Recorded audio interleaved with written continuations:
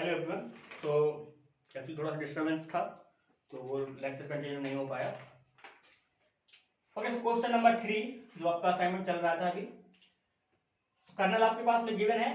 Simply question number 3 में आपसे कह रहा है which of the following are the characteristic number and the corresponding eigenfunction for the Fredholm integral equation. Kernel आपका ये given है, तो आपके पास जो होमोजीनियस फ्रूडोलम इंटीग्रल इक्वेशन होती है वो आपकी किस टाइप की होती है? इस टाइप की होती है।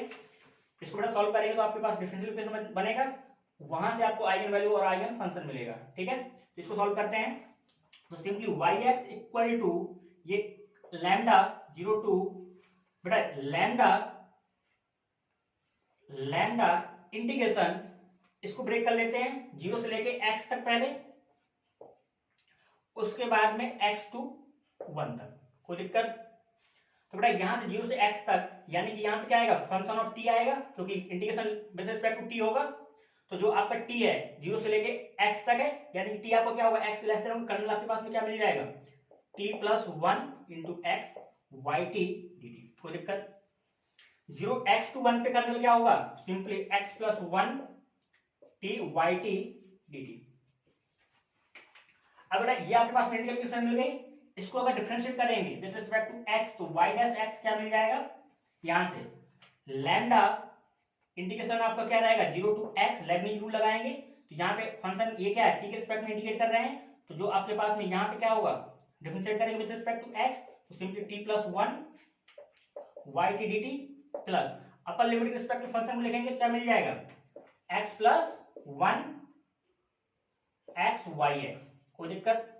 इनटू डिफरेंशिएशन करेंगे x का 1 आएगा, लोअर लिमिट के रिस्पेक्ट में लिखेंगे, इनटू डिफरेंशिएट करेंगे तो 0 हो जाएगा, माइनस यहां पे x टू 1 इंटीग्रेट करेंगे विद रिस्पेक्ट टू x, तो क्या मिल जाएगा? t y t dt plus upper limit के रिस्पेक्ट पे जो फंक्शन बनाएंगे इनटू डिफरेंशिएट करेंगे 1 को तो 0 हो जाएगा, माइनस लोअर लिमिट के रिस्पेक्ट टू फंक्शन लिखेंगे क्या मिल जाएगा? x plus 1 x y x, x का डिफरेंशिएशन क्या हो जाएगा? 1, ये कैंसिल आउट हो जाएगा इससे। तो मैं बेटा इस टर्म को रिमूव कर रहा हूं यहां से, क्योंकि मेरे पास शॉर्टेज है, आपके पास स्पेस होगा, तो ये क्या हो जाएगा? x to 1 t y t dt। कोई दिक्कत इस टर्म तक? अगेन इसको डिफरेंशिएट कर देते हैं, क्योंकि अभी इंटीग्रल आपको हटा नहीं है। सो लैम्डा बेटा इसको अगर आप देखेंगे तो ये फंक्शन ऑफ t है, तो फंक्शन ऑफ इसको x बनाना है, अपर लिमिट के रिस्पेक्ट में क्या मिल जाएगा? x प्लस 1 और यहाँ पे क्या हो जाएगा? वाई एक्स, एक्स का डिफरेंशिएशन 1 हो जाएगा, लोअर लिमिट के रिस्पेक्ट में 0 हो जाएगा, माइनस अपर लिमिट के रिस्पेक्ट में 0 हो जाएगा, लोअर लिमिट के रिस्पेक्ट में फंक्शन बनाएंगे एक्स वाई एक्स। कोई दिक्कत? बेटा यहाँ से x y x cancel out हो जाएगा, तो यहाँ पे क्या बचेगा? सिंपली वाई एक्स बचेगा। तो y double dash x equal to lambda y x. तो बेटा आपके पास जो डिफरेंशियल इक्वेशन बनी वो आपके पास में क्या बनी? Y double dash minus lambda y equal to 0। ये आपके पास में सेकंड ऑर्डर क्या है? होमोजीनियस ऑर्डिनरी डिफरेंशियल इक्वेशन होता है। तो बेटा इसका सॉल्यूशन निकालेंगे। इसके लिए लैम्डा इक्वल टू 0 पे, लैम्डा पॉजिटिव लैम्डा नेगेटिव पे हमें बात करनी है, but we will discuss according to option, क्योंकि हम एग्जाम हॉल में होंगे, हमारे पास इतना टाइम नहीं है कि हम उसको प्रॉपर मेथड से सॉल्व करें। सो एग्जाम की फील लेने के लिए हम यहाँ पे डिस्कस कर रहे हैं। ठीक है, तो according to exam hall we will discuss. ठीक है, यहाँ पे बेटा यहाँ पे एक चीज और देखिए, y एट 0 पे क्या मिलेगा? सिंपली ये क्वांटिटी 0 हो जाएगी, और बेटा यहाँ पे क्या हो जाएगी? ये क्वांटिटी यहाँ पे 0 टू 1 हो जाएगा, और ये क्वांटिटी 0 हो जाएगी, तो T Y X Y T मिल जाएगा। तो यहाँ पे कुछ एडिशन कंडीशन लिख रहा हूँ, y एट 0 पे क्या मिलेगा? सिंपली लैम्डा आपका बाहर लगा हुआ है, तो 0 टू 1 ये क्वांटिटी 0 हो जाएगी, यानी कि t Y T D t. अब बेटा y डैश एट 0 पे देखेंगे, तो y डैश अगर 0 पे देखेंगे ये क्वांटिटी 0 हो जाएगी, और यहाँ पे 0 टू 1 हो जाएगा, और यहाँ पे बेटा ये क्या आएगा?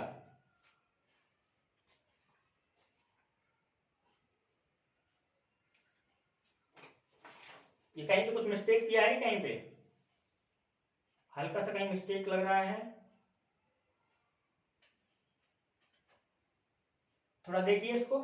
हल्का सा कहीं मिस्टेक आपको लग रहा है क्या, या मुझे ही फील हो रहा है? y एट 0 पे आपके पास ये 0 हो जाएगी quantity, 0 to 1 t Y T D t. कोई दिक्कत नहीं है यहां तक?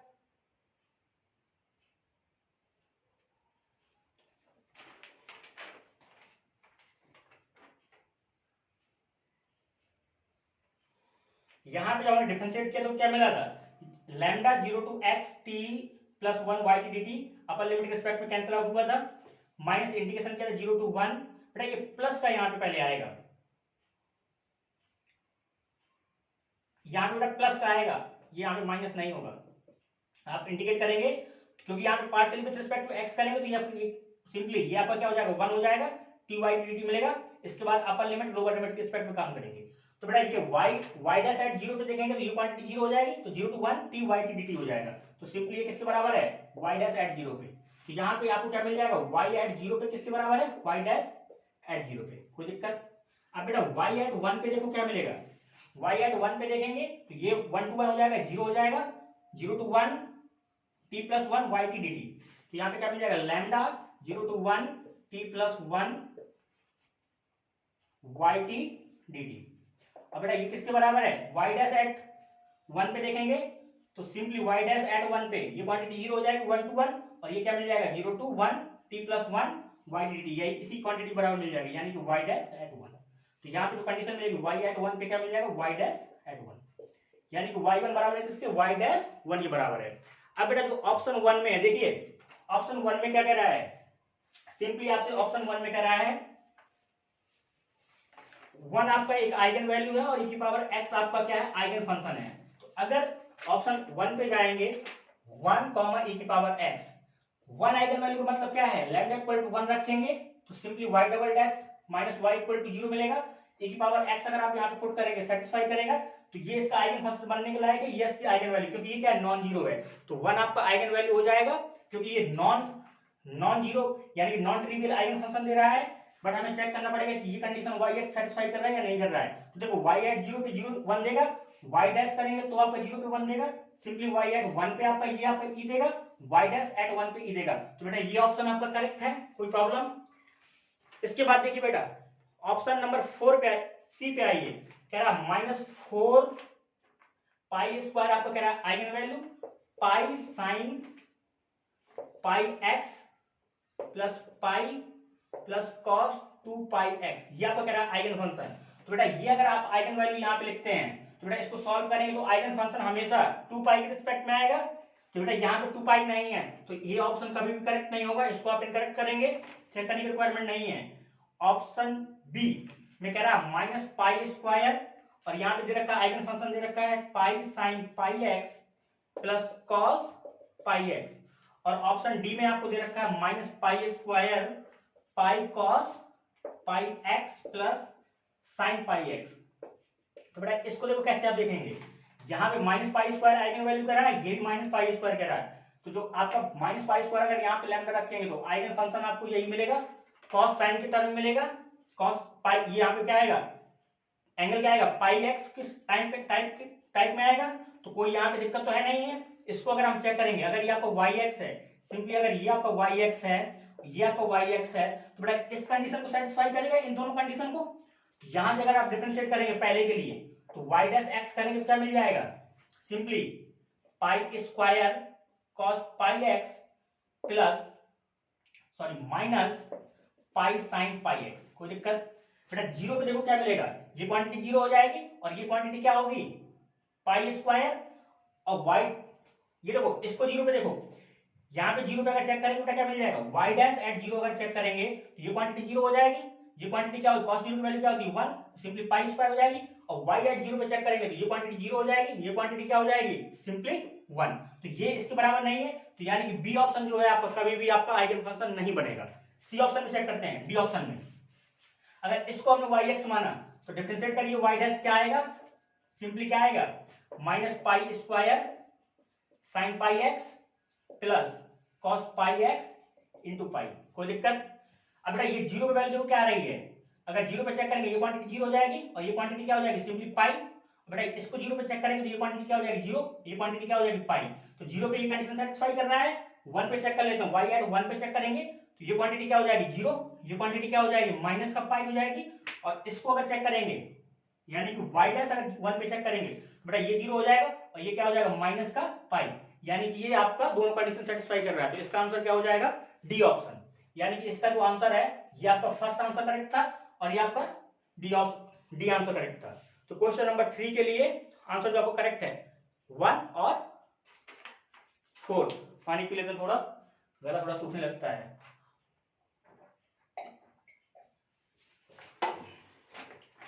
हाँ जी, क्वेश्चन नंबर 2 आइए। क्वेश्चन नंबर 2 नहीं, 2 के पहले आप पहले क्वेश्चन नंबर 5 पे आइए। क्वेश्चन नंबर 5 ये आपका स्टैंडर्ड थ्योरम है, that theorem applicable both Volterra and Fredholm integral equation for the existence of solution. So question number 5 आप अपने नोट्स में एज ए थ्योरम लिखेंगे। सो मैं इसका ऑप्शन सब कुछ बता देता हूं आपको जो भी है। Question number 5 assignment sheet 1, question number 5 for the integral equation, आपको एक इंटीग्रल इक्वेशन गिवन है ux equal to fx plus lambda plus lambda, integration आपको गिवन है a to b kxt ut dt। To have a continuous solution, to have a continuous solution in the interval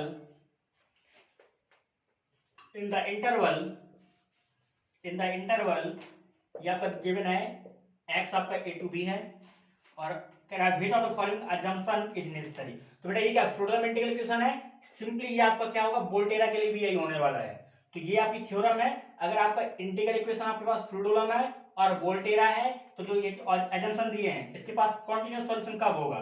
तो जो पहला आपके पास option दे रखा है, फर्स्ट ऑप्शन में दे रखा कर्नल के एक्सटी, ये आपका क्या होना चाहिए नॉन जीरो होना चाहिए और आपका क्या होना चाहिए रियल होना चाहिए और क्या होना चाहिए कॉन्टिन्यूअस होना चाहिए। कहां पे आपका कॉन्टिन्यूअस होना चाहिए, इन अ रेक्टेंगल। जो भी आपका रीजन बनेगा वो आपका रीजन होगा x बिलोंग करेगा a टू b और आपका t बिलोंग करेगा कहां से कहां तक a टू b, ठीक है। और जो कर्नल है आपका kxt है ये आपका क्या होगा बाउंडेड होना चाहिए। पहला कंडीशन आपका पहला ऑप्शन करेक्ट है, यही दिया गिवन है। दूसरा आपका कंडीशन क्या गिवन है, fx आपके पास में क्या है नॉन जीरो है और इस टाइप का है real and continuous in the interval कौन सा इंटरवल है आपके पास, x बिलोंग कर रहा है a टू b, ठीक है। तो बेटा ये भी कंडीशन आपके पास में होल्ड होती है तभी आपके पास कॉन्टिन्यूअस सॉल्यूशन मिलेगा। सी ऑप्शन में आपकी गिवन है लैम्डा इज अ कांस्टेंट, ये भी आपके पास में लैम्डा कांस्टेंट होना चाहिए, ये भी करेक्ट है आपका थर्ड ऑप्शन। फोर्थ ऑप्शन में आपको गिवन है लैम्डा का मॉड जो है ना वो आपका क्या होना चाहिए less than equal to 1/m b - a, ठीक है। तो ये भी आपका क्या है करेक्ट है। तो बेटा ये कंडीशन होती है। ऑप्शन क्वेश्चन नंबर 5 आपका पूरा का पूरा एक थ्योरम है कि इस इंटीग्रल इक्वेशन के पास में इंटीग्रल इक्वेशन आपके पास में होमोजेनियस भी हो सकती है, नॉन होमोजेनियस भी हो सकती है, वोल्टेरा भी हो सकती है, फ्रीडोलम भी हो सकती है। इसके पास कॉन्टिन्यूअस सॉल्यूशन कब होगा जब ये चारों की चारों कंडीशन सेटिस्फाई करेगा। तो ये वोल्टेरा के लिए भी है, आप लिख सकते हो, फ्रीडोलम के लिए भी यही कंडीशन है और आपके पास वोल्टेरा के लिए भी यही कंडीशन है, ठीक है। क्वेश्चन नंबर 7 पे आइए। Question number 7 assignment sheet 1। सारे क्वेश्चन सॉल्व आप मेरे से ही कराएंगे कि आप खुद भी करेंगे। क्वेश्चन नंबर 7 ऑलरेडी मैं डिस्कस कर चुका हूं पहले, बट ये असाइनमेंट में है तो असाइनमेंट में डिस्कस कर लेते हैं। For the Volterra type linear integral equation आपके पास में इंटीग्रल इक्वेशन गिवन है f(x) equal to x plus 2 0 to x e की power x minus t phi t, ठीक है। बेटा वहां पे जाई दिया है, मैं यहाँ पे t लिख रहा हूं, ठीक है, कोई दिक्कत। आपसे पूछ रहा है रिजॉल्वेंट कर्नल, पूछ रहा है r x, t कहां पे 2 पे पूछ रहा है ऑफ द कर्नल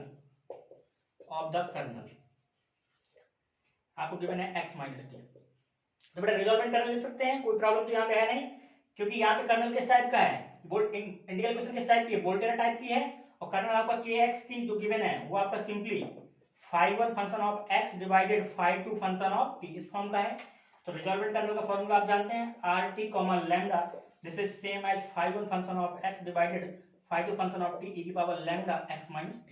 कोई दिक्कत, इसकी क्वांटिटी क्या, इसकी वैल्यू क्या गिवन है e की power x minus t given है और e की पावर लैम्डा बेटा आपको क्या गिवन है 2 गिवन है।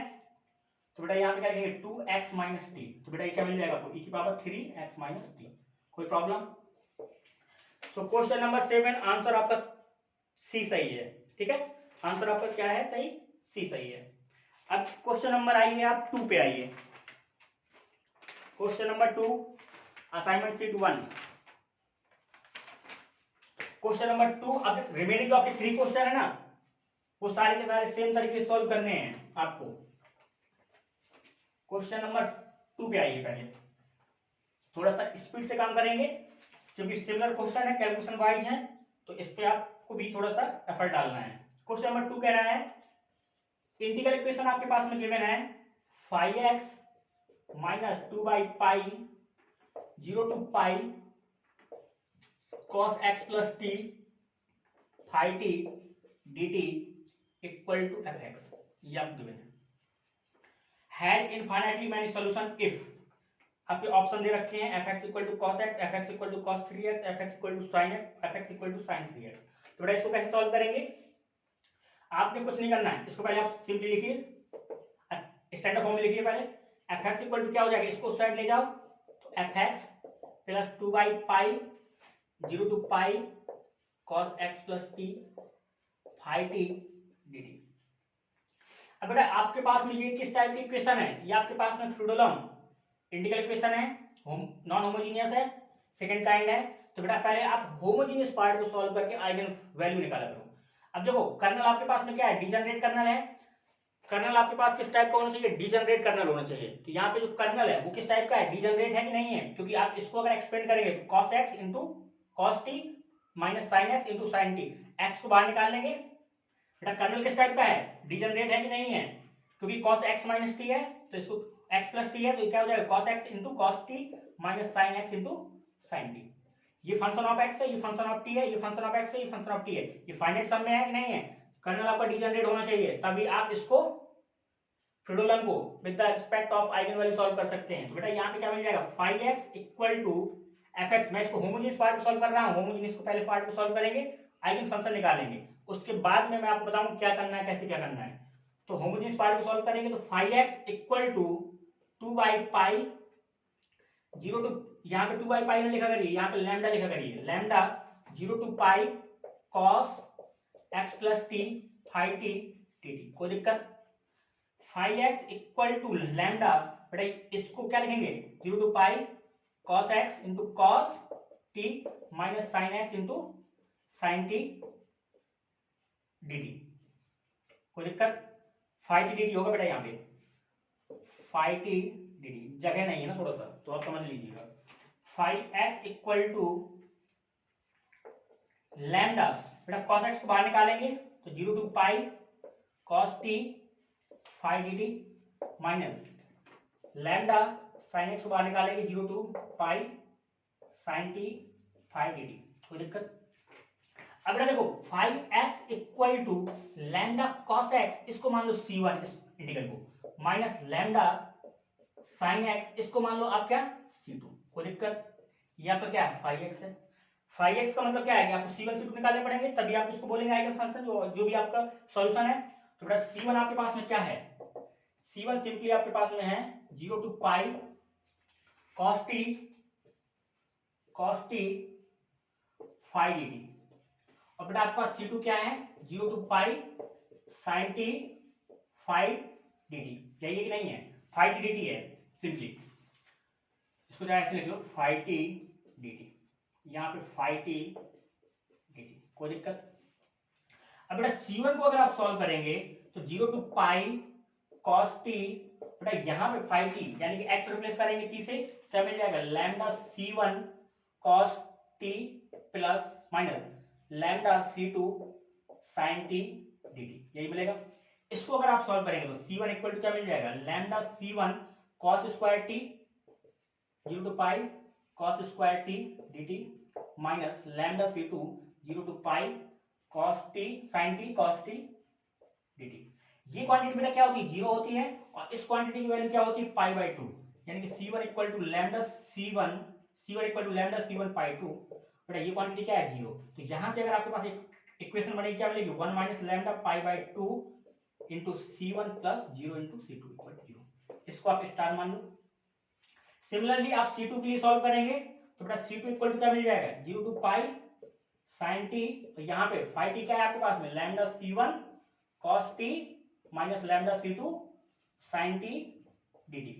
तो बेटा अगेन आपको क्या मिलेगा, C2 इक्वल टू, यहाँ पे साइन कॉस है तो जीरो हो जाएगी क्वांटिटी, और यहाँ पे क्या मिलेगा minus lambda C2 0 to pi sine square t dt। बेटा अगेन इसकी वैल्यू क्या हो जाएगी पाई बाई 2। बेटा इसको सॉल्व करेंगे, zero into C1 plus 1 plus pi lambda pi by 2 C2 equal to 0। ये आपके पास में क्या मिल जाएगा, सेकंड इक्वेशन मिल जाएगी। अब बेटा अगर आपको आइगन वैल्यू निकालनी है तो लैम्डा वो स्टार और डबल स्टार क्या है, होमोजीनियस इक्वेशन है C1 C2 में, इसको सॉल्व कर सकते हैं। डिटरमिनेंट जीरो होगा तभी आपके पास आइगन वैल्यू निकलेगी। तो इसका अगर डिटरमिनेंट जीरो करेंगे तो कहने का मतलब क्या है कि सिंपली आपने करना क्या होगा, एक आपको मैट्रिक्स बनानी होगी स्टार और डबल स्टार से, C1 को कोफिशिएंट रखेंगे 1 minus lambda pi by 2, C2 coefficient क्या है 0, यहाँ पे C1 कोफिशिएंट क्या है 0, यहाँ पे C2 कोफिशिएंट क्या है 1 प्लस लैम्डा पाई बाई 2। ये बेटा एक मैट्रिक्स है A ऑफ लैम्डा। इसका अगर डिटरमिनेंट निकालेंगे, इसका डिटरमिनेंट निकालने का मतलब क्या है कि D ऑफ लैम्डा करेंगे, ठीक है। इसका डिटरमिनेंट का मतलब क्या है, D ऑफ लैम्डा आप लिख दो, किसको, determinant of A of lambda को, इस मैट्रिक्स के डिटरमिनेंट को इसको लिख दो D ऑफ लैम्डा। इसका डिटरमिनेंट निकालेंगे, ये क्वांटिटी इससे मल्टीप्लाई होगी, ये इससे मल्टीप्लाई होगी, लैम्डा की वैल्यू निकालोगे तो लैम्डा की आपके पास वैल्यू क्या मिल जाएंगी 2 बाई पाई, और क्या मिलेगा माइनस 2 बाई पाई। यानी कि जो ये आपके पास में D ऑफ लैम्डा है कहां पे जीरो होगा, इन दोनों क्वांटिटी पे जीरो होगा। अब यहाँ पे आपको जो थ्योरी है उसका यूज करना है। यहां तक काम कर लिया होमोजीनियस के लिए। देखो पहले होमोजीनियस के लिए समझो, ये आपके पास आइगन वैल्यू मिल गई, डी ऑफ लैम्डा इन दोनों आइगन वैल्यू पे जीरो होगा, बाकी किसी भी आइगन वैल्यू पे जीरो नहीं होगा। अगर बाकी किसी भी आइगन वैल्यू पे जीरो नहीं हो रहा है तो बेटा इस सिस्टम के पास जो होमोजीनियस आपने सिस्टम सॉल्व किया था, इसके पास में क्या होगा, लैम्डा इन दोनों को छोड़ के यूनिक सॉल्यूशन होगा। और अगर आपने यूनिक सॉल्यूशन का मतलब क्या होगा, ट्रिवियल सॉल्यूशन होगा, ठीक है। होमोजीनियस केस में लैम्डा इन दोनों को छोड़ के बाकी जो भी आइगन वैल्यू होंगी उनके लिए जो आपके पास सॉल्यूशन मिलेगा यूनिक मिलेगा, और किस टाइप का होगा, ट्रिवियल होगा, यानी कि फाइव क्या होगा, जीरो होगा। और लैम्डा इन दोनों के केस में डी ऑफ लैम्डा क्या आ रहा है, जीरो आ रहा है, यानी कि इसके पास सॉल्यूशन तो होगा क्योंकि होमोजीनियस है ये, इसके पास सॉल्यूशन होगा, कितने सॉल्यूशन होंगे, इनफाइनाइट सॉल्यूशन होंगे। कहने का मतलब क्या है, सॉल्यूशन किस टाइप का होगा, नॉन ट्रिवियल सॉल्यूशन होगा। ये आपको लिखना है, जो मैं बोल रहा हूं ये एक एक लाइन लिखना है, अदरवाइज आप सब भूल जाओगे। मैं यहाँ पे नहीं लिख रहा हूं क्योंकि जगह नहीं मेरे पास। अब नॉन होमोजीनियस के लिए समझ लो अगर लैम्डा आपके पास में इन दोनों के अलावा कुछ भी है तो आपका डी ऑफ लैम्डा क्या आएगा, नॉन जीरो आएगा। तो अगेन नॉन होमोजेनियस के केस में भी क्या होगा, यूनिक सॉल्यूशन होगा, क्या होगा, यूनिक सॉल्यूशन होगा। और अगर डी ऑफ लैम्डा इन दोनों के लिए अगर आप देखोगे तो जीरो आएगा। अगर जीरो आ गया डी ऑफ लैम्डा तो ये जो नॉन होमोजीनियस है इसके लिए क्या होगा, या तो सॉल्यूशन आपका इनफाइनाइट होगा या आपके पास में नो सॉल्यूशन होगा। आप इनफाइनाइट नो सॉल्यूशन का आपको केस समझना है। इनफाइनाइट नो सॉल्यूशन का मतलब क्या है कि एक आपको ये इंटीग्रल सॉल्व करना है, जीरो टू, यहाँ पे लिमिट क्या है, जीरो टू पाई, यहाँ पे आपके पास में क्या आएगा, आइगन फंक्शन आएगा into F x D x. अगर बेटा ये जीरो हो गया तो आपके पास में क्या होगा, इनफाइनाइट सॉल्यूशन होंगे, और अगर ये नॉन जीरो है तो आपके पास में क्या होगा, नो सॉल्यूशन होगा। और जो ये आइगन फंक्शन होता है ना, ये बेटा जो आइगन फंक्शन होता है ना, ये आइगन फंक्शन कैसे निकालते हो आप, जो आइगन वैल्यू है ना इनके रिस्पेक्ट में आप आइगन फंक्शन निकालोगे, यानी कि 2 बाई पाई और माइनस 2 बाई पाई के रिस्पेक्ट में आइगन फंक्शन निकालोगे। तो जो ये आइगन फंक्शन होता है ना, ये किसका आइगन फंक्शन जो होता है ना, वो आपका सॉल्यूशन किसका होता है, वो होमोजीनियस, ये जो होमोजीनियस पार्ट दिया है ना इसमें सिमेट्रिक कर्नल के रिस्पेक्ट में आइगन फंक्शन होता है। यानी कि अगर आप x को t से रिप्लेस कर देंगे, t को x से रिप्लेस कर देंगे, तब वो जो आइगन फंक्शन मिलता है वो आपका क्या होता है, ये आइगन फंक्शन होता है, ठीक है। एक बार और मैं बोल रहा हूं बेटा, लैम्डा नॉन होमोजेनियस के लिए, होमोजेनियस की समझ गए थे आप, नॉन होमोजेनियस की समझिए कि अगर डी ऑफ इन दोनों आइगन वैल्यू के अलावा कोई भी आइगन वैल्यू है तो डी ऑफ लैम्डा क्या है, नॉन जीरो। तो नॉन होमोजेनियस हो या होमोजेनियस, दोनों के पास में क्या होगा, यूनिक सॉल्यूशन होगा। और अगर आपने डी ऑफ लैम्डा इन दोनों के लिए अगर आपने देखा तो जीरो होगा, तो इस केस में नॉन होमोजेनियस के लिए क्या होता है, या तो नो सॉल्यूशन होता है या आपके पास इनफाइनाइट सॉल्यूशन होता है। बट आपको ये इंटीग्रल चेक करना होगा, ये एफएक्स आपको गिवन होगा नॉन होमोजेनियस के लिए, और जो आइगन फंक्शन है वो आपको निकालना होगा किसके लिए, ये सिमेट्रिक कर्नल के रिस्पेक्ट में होता है बेटा, सिमेट्रिक होमोजेनियस सिमेट्रिक कर्नल के रिस्पेक्ट में आप आइगन फंक्शन निकालेंगे। यानी कि जो आपके पास जो अभी इक्वेशन दिया था वहां पे cos x प्लस t था, यहाँ पे अगर आप t को x से रिप्लेस करेंगे और x को t से, तो कोई फर्क नहीं पड़ेगा, यही आपका आइगन फंक्शन निकल के आएगा, कोई दिक्कत नहीं होगी। तो बेटा यहाँ पे अगर आइगन फंक्शन निकालेंगे तो आपको चेक करना पड़ेगा। देखो यहाँ पे 2y पाई के लिए पूछ रहा है, तो अगर ये 2y पाई के लिए पूछ रहा है तो d ऑफ लैम्डा क्या आएगा, 2y पाई के लिए 0 आएगा, 0 आएगा नहीं आएगा। तो इसके पास जो सॉल्यूशन होगा या तो आपके पास यूनिक सॉल्यूशन होगा, ओ सॉरी इनफाइनाइट होगा, या नो सॉल्यूशन होगा। बट आपको क्या करना पड़ेगा, पहले 2y पाई के लिए आपको इस 2y पाई के लिए पहले आइगन फंक्शन निकालना पड़ेगा। तो आइगन फंक्शन कैसे निकालोगे, आइगन फंक्शन निकालने के लिए आप यहाँ पे देखो स्टार वन में, सिंगल स्टार में देखो, अगर लैम्डा इक्वल टू 2 पाई रखेंगे तो बेटा ये क्वांटिटी क्या हो जाएगी, 0। और अगर आप डबल स्टार में रखेंगे तो ये क्वांटिटी क्या आएगी, नॉन जीरो, यानी कि C2 आपका क्या हो जाएगा, 0 हो जाएगा, और C1 आपका क्या हो जाएगा, फ्री हो जाएगा। तो बेटा आइगन फंक्शन आपको क्या मिल जाएगा, यानी C2 आपका 0 हो गया, और ये आपका क्या है, नॉन जीरो है C1। तो बेटा कुछ भी आप एज्यूम कर सकते हैं C1 को, तो आइगन फंक्शन क्या मिल जाएगा इस रिस्पेक्ट, मतलब 2 पाई के लिए सिंपली आपको cos x मिल जाएगा आइगन फंक्शन। ये आपका क्या है, आइगन फंक्शन है, कोई दिक्कत। अब बेटा कुछ काम नहीं रहेगा, इस क्वेश्चन में करा है इनफाइनाइटली मैनी सॉल्यूशन आपको चेक करना है। तो बेटा आप इंटीग्रल चेक करेंगे, ठीक है। आइगन फंक्शन आपको मिल चुका है cos x, बाकी सब मैं रफ कर रहा हूं, समझ में आ गया होगा आपको, थोड़ा सा समझने की कोशिश किया करिए।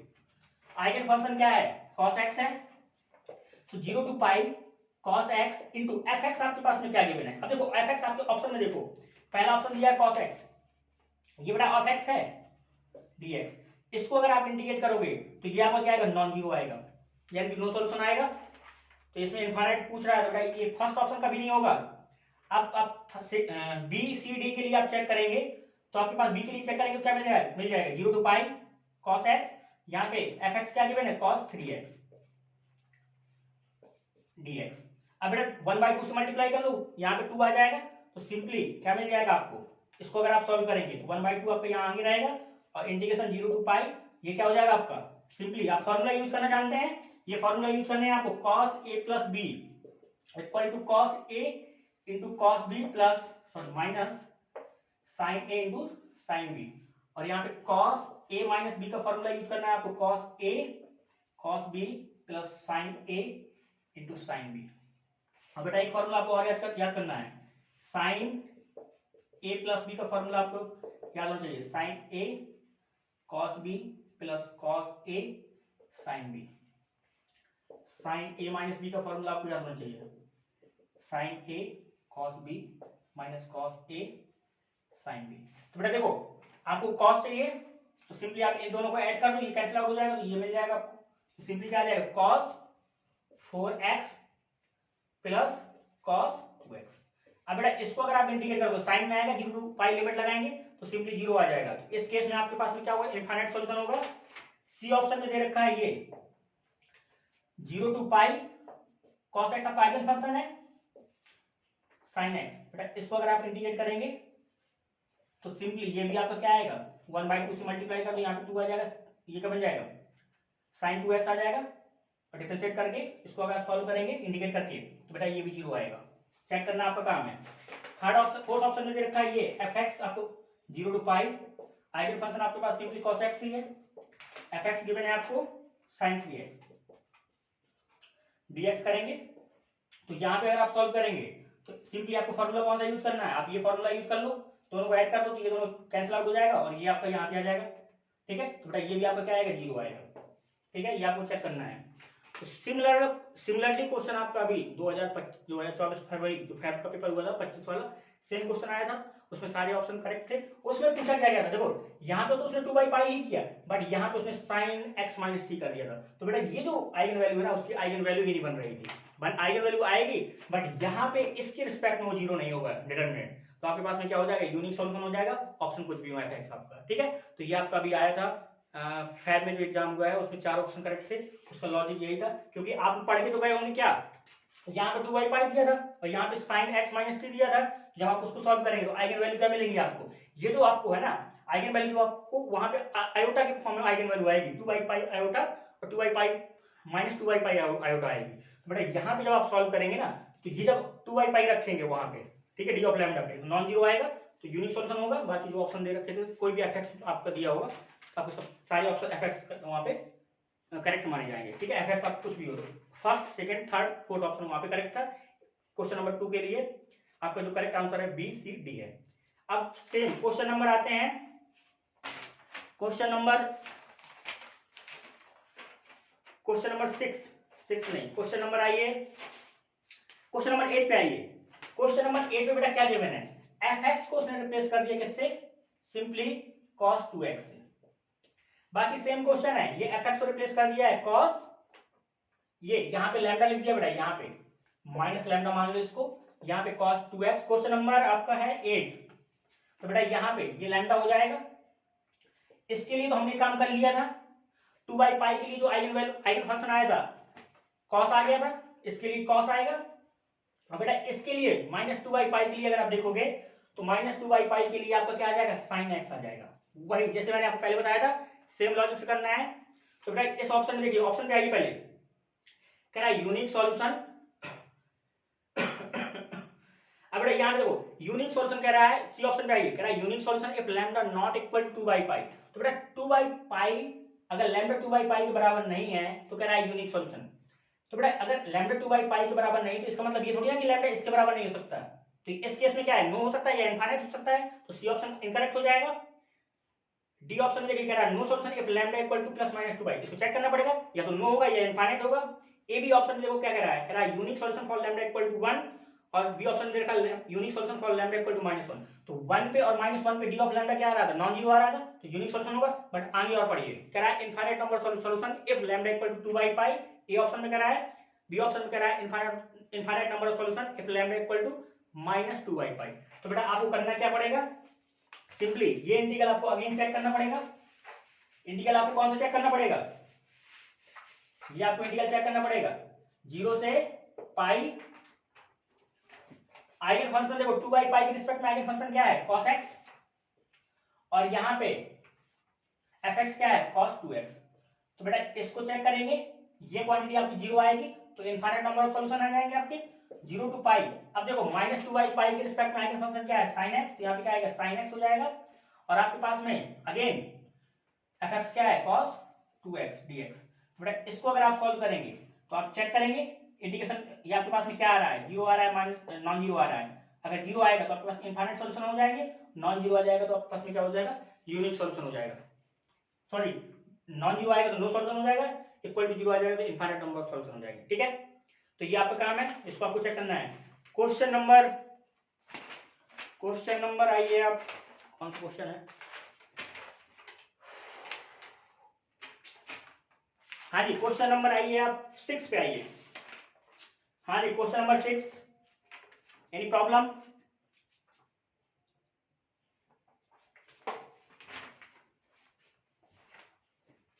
क्वेश्चन नंबर 6 इंपॉर्टेंट क्वेश्चन है, वी विल डिस्कस, लॉजिक समझिए बस। Assignment sheet number 1 question number 6, बच्चों जल्दी जल्दी देखो। इंटीग्रल इक्वेशन गिवन है आपके पास में y(x) equal to 1 plus lambda 0 to pi by 2 cos x minus T Y T D T. कह रहा है has a unique solution for lambda not equal to 4/पाई प्लस 2। देखो ये आपसे कह रहा है, ए ऑप्शन में कह रहा है unique solution for lambda not equal to 4/पाई बाई 2, बी ऑप्शन दे रखा है unique solution for lambda not equal to 4/पाई minus 2। No solution for lambda equal to 4/पाई प्लस 2 बट करस्पॉन्डिंग होमोजीनियस। बेटा इसका होमोजीनियस पार्ट क्या बनेगा, ये आपका होमोजीनियस पार्ट है, बट कह रहा है corresponding homogeneous integral equation has non trivial solution. कह रहा है no solution for lambda, D option कह रहा है no solution for lambda equal to 4/पाई minus 2 but a corresponding homogeneous equation has non trivial solution. Again आपको same तरीके से सॉल्व करना है, y(x) इक्वल टू लैम्डा 0 से pi by 2 cos x minus T Y T d. Same kernel क्या है आपके पास, डिजनरेट है, और देखो इसका जो आइगन फंक्शन निकालेंगे तो t को सिमेट्रिक के रिस्पेक्ट में निकालते हैं, तो x को रिप्लेस करेंगे t से, t को रिप्लेस करेंगे x से, तो अब कर्नल क्या है, सिमेट्रिक भी है, तो आइगन फंक्शन में कोई दिक्कत नहीं आएगा होमोजीनियस पार्ट में जब निकालेंगे आप। तो इसको अगर सॉल्व करेंगे तो बेटा इसको सॉल्व करेंगे तो आपने अगेन सेम प्रोसीजर जो मैंने आपको बताया था वही प्रोसीजर फॉलो करना है।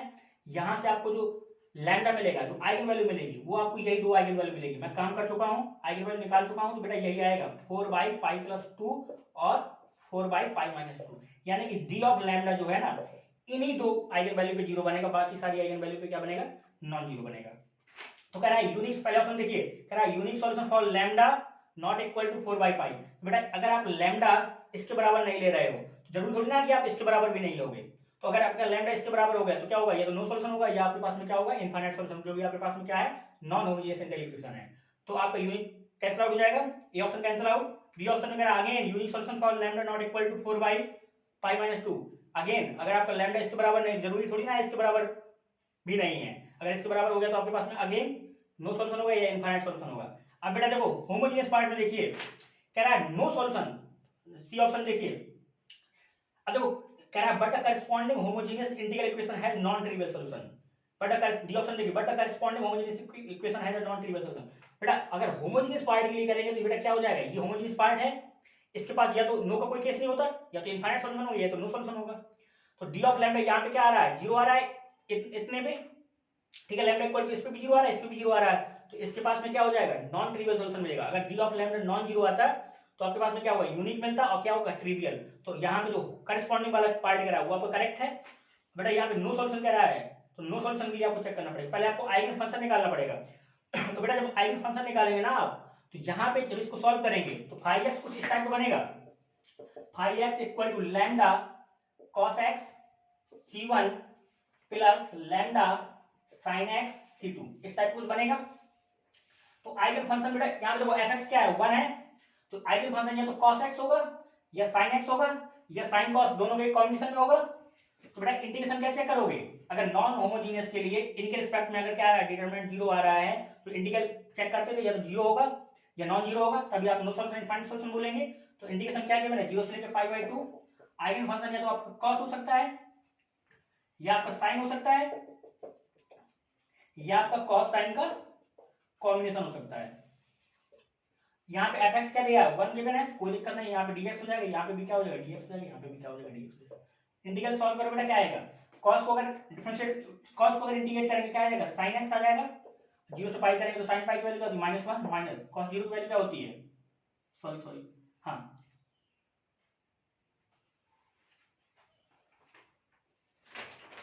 हाँ जी, तो cos का जो इंटीग्रेशन होता है वो क्या होता है, सिंपली sin x होता है, जीरो से पाई/2, जब लिमिट पाई/2 है बेटा, जीरो से लेकर पाई/2 लिमिट करेंगे तो sin पाई/2 पे क्या होता है, 1 माइनस जीरो, यानी कि 1 हो जाएगा, नॉन जीरो हो जाएगा, यानी नो सॉल्यूशन आएगा। सिंपली cos sin का इंटीग्रेशन क्या होता है, माइनस cos x जीरो से पाई/2, यानी कि माइनस बाहर कर लो, cos पाई/2 की वैल्यू क्या होती है, जीरो, माइनस cos जीरो की वैल्यू क्या होती है, सिंपली 1, तो अगेन ये 1 आ जाएगा, नॉन जीरो। ठीक है, तो बेटा ये क्वांटिटी क्या है, देखो यहाँ पे भी क्या आ रहा था, 1 आ रहा था, यहाँ पे भी 1 आ रहा था, ये क्वांटिटी 1 आएगी, ये क्वांटिटी 1 आएगी, यानी ये 2 हो जाएगा, ये भी क्या है, नॉन जीरो। तो यानी कि हर केस में जो भी पॉसिबल केस है आइगन फंक्शन के, आपके पास में क्या आ रहा है, नॉन जीरो आ रहा है, तो इसके पास में क्या होगा, नो सॉल्यूशन होगा। तो ऑप्शन नंबर सी और डी करेक्ट है। वहां पे कह रहा है no solution for lambda equal to 4/पाई+2 but the corresponding homogeneous integral equation has non trivial solution, correct है। डी ऑप्शन में कह रहा है no solution for lambda equal to 4/पाई-2 but the corresponding homogeneous integral equation has non trivial solution. Again आपका जो correct answer है सी और डी, कोई दिक्कत यहाँ तक। सो ये आपका असाइनमेंट शीट नंबर 1 था, जिसमें आपके 10 क्वेश्चन थे, मैंने आपके सारे क्वेश्चन डिस्कस कर लिए हैं। बाकी अब आपका काम है, आप इसको थोड़ा सा देखिए, रिवाइज करिए, बाकी कहीं पर कोई प्रॉब्लम आ रही है तो यू कैन आस्क मी, आपके पास मेरा नंबर ऑलरेडी है। अब हम लोग अगले सेशन में असाइनमेंट शीट नंबर 2 डिस्कस करेंगे। ओवरऑल इंटीग्रल इक्वेशन में अपने पास में 10 असाइनमेंट शीट रहेंगी, जिसमें अराउंड आपके पास 100 क्वेश्चन रहेंगे। We will cover all previous year, जो भी आपके 2013 से लेकर अभी तक आए हुए हैं, विद द कॉन्सेप्ट, जो भी रिक्वायरमेंट है वो सारी सारी, क्योंकि थ्योरी पढ़ाने से कुछ नहीं रखा है, थ्योरी पढ़ाऊंगा, आप भी बाकी लोगों और मेरे में कोई फर्क नहीं पड़ेगा, वो भी थ्योरी पढ़ाते हैं, मैं भी थ्योरी पढ़ा के निकल जाऊंगा। थ्योरी से आपका कुछ नहीं होगा, ना आपका एग्जाम क्वालिफाई होगा, 2-4 महीने बाद आप मुझे मिलोगे गाली देते हुए, तो कोई मतलब नहीं, क्योंकि बहुत सारे ऐसे टीचर, मैं किसी का नाम नहीं लूंगा आज की डेट में, जिन्हें 10-10 हजार रुपये फीस लिए, 15-15 हजार फीस ली है। ऐसे कोचिंग इंस्टीट्यूट हैं जो अपने आप को समझते हैं कि हमारे अलावा कोई नहीं है, प्योर में या अप्लाइड में जो भी है, बट आज मेरे पास फोन आता है बच्चों का, मेरे से बोलते हैं सर 10 हजार रुपये भी चले गए और मेरा 6 महीने का टाइम बर्बाद भी हुआ, और मैं उसी में फंसा रहा, उस जो बमंडर में, वो जो आपको बिना असाइनमेंट, बिना सीट, बिना किसी तरीके का ताम झाम, आए 2.5 घंटे 3 घंटे लेक्चर लिया, आपका मनोरंजन हुआ, चले गए, फिर कल आए, फिर मनोरंजन किया, फिर चले गए। तो मेरे अंदर वो नहीं है। मेरे अंदर ये आप या तो आप पढ़िए, नहीं तो आप मेरे साथ ना पढ़िए। साफ साफ है ना, तो हमें आपके पास टाइम पास करना है ना आप हमारे साथ टाइम पास करिए। और जो फीस है, फीस आपका कुछ भी कम नहीं होगा भाई साहब। जिसको ज्वाइन करना है वो ज्वाइन करे, जिसको नहीं ज्वाइन करना है वो आपका नहीं ज्वाइन करे। 2999 ये आपकी अप्लाइड की बैच की फीस है। फीस बढ़ा दी गई है, पहले फीस कम थी बट फीस बढ़ा दी गई है। अगला बैच जो आपका है कॉम्प्लेक्स में रहेगा या आपको मॉडर्न अलजेब्रा का रहेगा, इनका जैसे बैच आएगा उसकी अगेन फीस आपको पता चल जाएगी। ये आपका बैच नंबर 1 है जो अप्लाइड बैच है आपका, ये अप्लाइड बैच है। और मेरा नाम आप सब जानते हैं। बाकी मिलते हैं अगले लेक्चर में। थैंक यू, पढ़ते रहिए अच्छे से। Thank you.